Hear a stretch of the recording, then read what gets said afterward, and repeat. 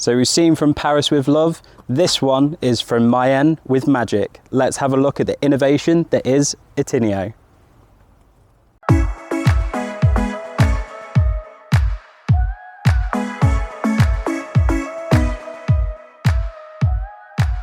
Hi guys, it's Luke from We Buy Any Motor Caravan, and today I've got to show you this lovely Itineo CM660. So let's get down to the basics on this one. So this one is on the newer Peugeot chassis. It's on the 2.3 litre engine and is also 140 brake horsepower as a manual also. Me personally, I'd have preferred for it to be an automatic. I am lazy like that, but that is just me. But I mean, look at the front of this motorhome.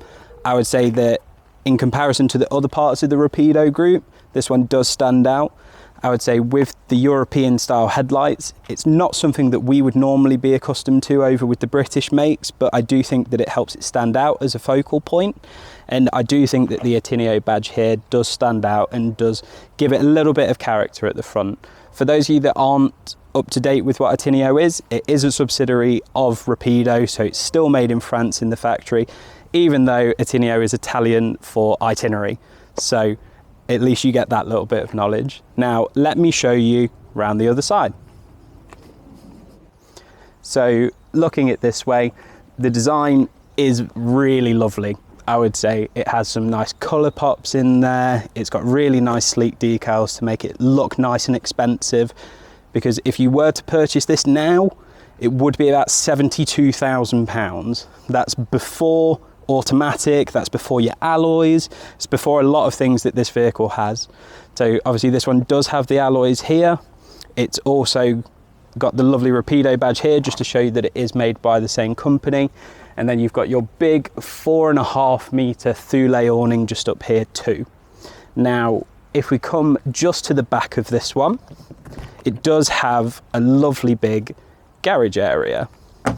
So this one in particular does have a bed that can be raised up to allow you to have more storage in this kind of area, and it also does have a shower point on the exterior of the vehicle just in case the dogs have been out, they've jumped in the muddiest of waters, and you can clean them down just before going out. But let me show you the rear of the vehicle. So it does have a very big Thule bike rack on this one. This one is specifically designed for your e-bikes or your electric bikes, however you prefer it. So it is able to take the weight and is supported by different set of bars from your standard. I think the rear of the vehicle does look good. I mean, it looks very similar to most European A-classes of this kind of year, and it does come with a smart reversing camera as well. So I think the best thing that I can do is stop stalling and let me show you the inside. And as if by magic, we're inside. So, main thing about this living area, obviously you've got 2 belted seats just here. With the motorhome being a 4-berth 4-belt, it does also have the front drop-down bed too. Now, this drop-down bed is a little bit different. It's not standard measurements in comparison to others that you would see. It is actually a lot wider, so it gives you more space whilst you're up there, not as claustrophobic maybe. So be interesting to hear what you guys think about that. But I do like the design of this motorhome, whereas some of the other videos that we've done, like with the Mobile Vetta, where it's very bright, it's very Italian inspired, this is a little bit more sort of charcoaly grey and white, like how you would normally have your house at the minute, just kind of a bit more stylish than what you would standardly expect. Now, moving into the kitchen, it's not the biggest kitchen in the world, I'll be completely honest with you. You do have some nice touches, like the Itineo badge just here, which is a nice extra. You've got your grill just under here as well, and then quite a big fridge as well.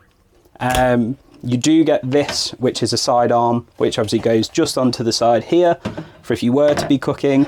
But I think for the amount of space that it takes up, it's probably not the best on the market for this sort of level of price. Now, it does have the lockable drawers as well, just so you don't have to worry about your knives and forks flying around everywhere whilst you're on the continent. But if you want to follow me around this way just to the bathroom, which I think is probably the showpiece of the vehicle, I would say. It's very bright, it's very open, it feels like you've got a lot of space, and there's a lot of things that you can kind of do to it as well. So I would probably say it's one of the better ones that we see from some of the A classes. Now, onto the bedroom. You do have your big island bed in here, which obviously has plenty of surrounding storage as well, so it feels like this would be quite a usable amount of space. I know a lot of people prefer not to have a fixed bed because then during the day you've got like a living room, you can kind of have all of that kind of space, but I quite like this, to be fair, so I might be the odd one out.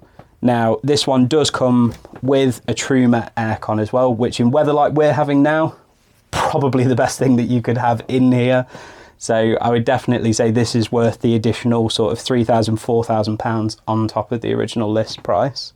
Now, I think the last thing for me to show you is the cab. Right, so into the cab area.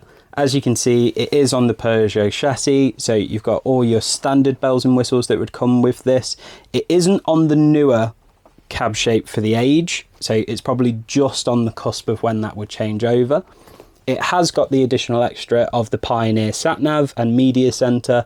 This would have been an additional £1,750 from new.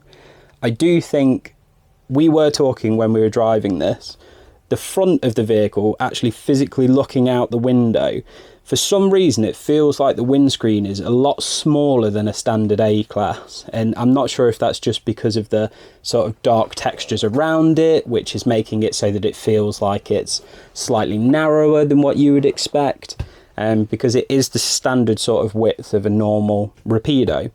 So I think it would be interesting to see what you guys think about this one.